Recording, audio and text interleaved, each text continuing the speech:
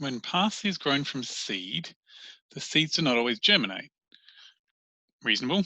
Imagine you're a garden company breeding varieties of parsley to sell as seeds in packs of 20, that G1 be the number of seeds out of 20 that germinate for one variety, and G2 that be the number of seeds out of 20 that germinate for another variety. Through experimentation, you have these distributions for G1 and G2, and here they are. Okay, so they can each, looks like they both have numbers from 15 to 20, but their probabilities are different. This one's quite small here, and then has two quite large probabilities here for 18 and 19.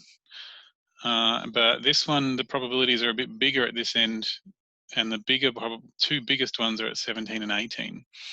Okay, so looks like this one is more likely to have something higher. So I'd probably choose that one.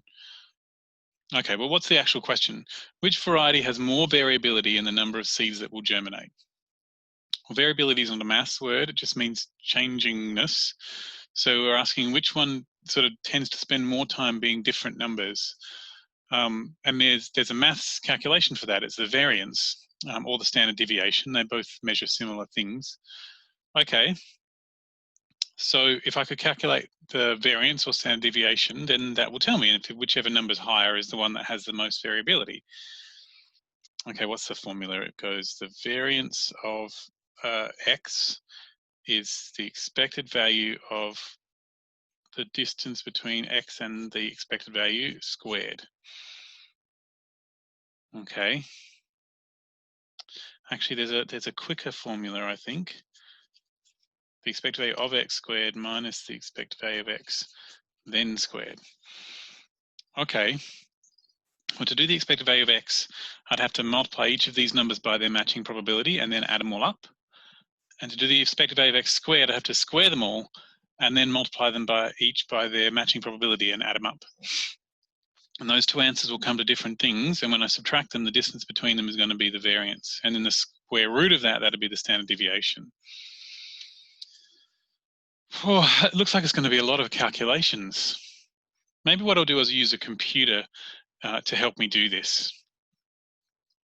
So give me a minute and I'll just type all this into my computer, into a spreadsheet, and get it to help me do the calculations.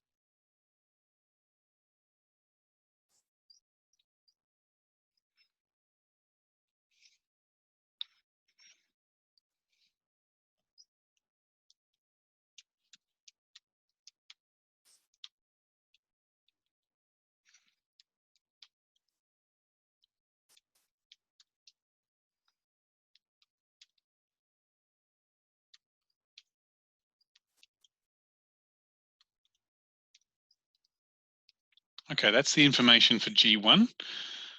Now, what I need to do to get the expected value is I need to multiply each of these by each of these and add them up. And there's actually a function in the spreadsheet to do that. It's called sum product. So if I put in the numbers and then comma their matching probabilities, the computer will do all that for me. 18.2. Well, that doesn't seem unreasonable. Most of the values seem to be near 18 or 19, so that's all right.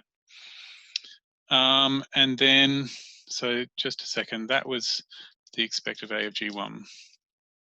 Okay, and then to do the expected value of G squared, I'm going to need to square all these numbers and then do that same trick. Okay. So that's going to be this one squared. Okay. So then if I do sum product of the squares and the matching probabilities, then that'll come out to that. So then the variance will be the expected value of G1 squared, which is that number there in A8, minus the expected value of G1, which is that number there in A7 squared. So that's the variance of G1.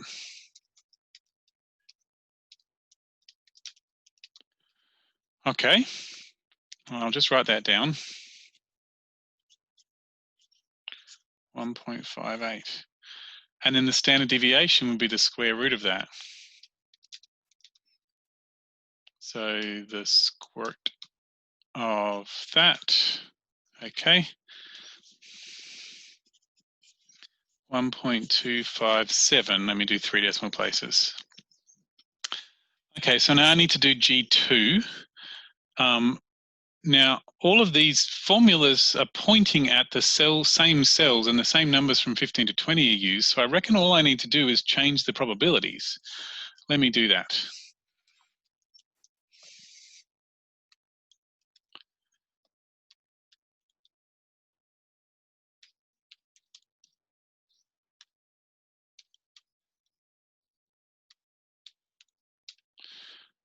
Okay, so I changed all the probabilities so that they're the probabilities for G2. Now these should all be G2s instead of G1s, but I guess no point changing them now. So the variance this time has come out to 1.9264. Let me just do the 2 decimal places, 1.93. And the standard deviation sigma has come out to 1.388. Okay. So now I've got these from the spreadsheet. And so it seems to me that the variance of G1 is smaller than the variance of G2, and the standard deviation of G1 is therefore smaller than the standard deviation of G2. So therefore it's the G1 that is the less variable because it's got the lower variance. So variety 1 is less variable. Well, that wasn't too bad using a spreadsheet to help me do those calculations, actually.